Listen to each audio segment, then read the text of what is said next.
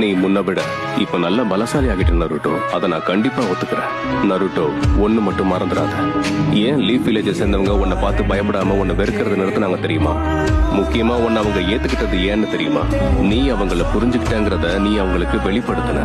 முக்கியமா அவங்க உன்னை ஏத்துக்கிறதுக்கு நீ பாடுபட்ட. உன் அப்பா மினாட்டோ ஒரு ஹொகாகேவா அவரோட கடமைகளை முடிக்கிறதுக்கு காரணம் உன் அம்மா குஷினாவோ அவரோட நண்பர்களோ அவருக்கு துணையா நின்னதுதான். உனக்கு உன் அப்பாவோட கடமை முக்கியம், உண்மைதானே?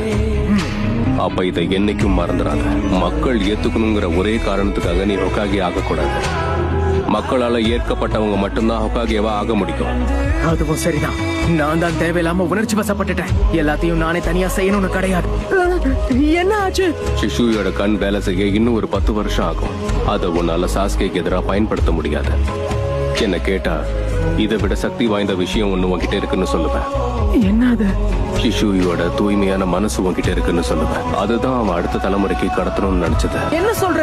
நீ இங்க தானே இருக்க, போய் சாஸ்கே கிட்ட பேசு. அவன் கண்டிப்பா வேண்டாம். நானே எல்லாத்தையும் பண்ணணும்னு நினைச்சுதான் நான் தோத்து போயிட்டேன். ஆனா இந்த முறை இந்த வேலைய ஒன்ன நம்பிதான் விட்டுட்டு போறேன்.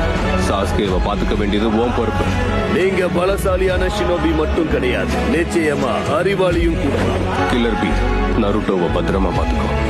கண்டிப்பா பாத்துக்கிறேன். இட்டாச்சி!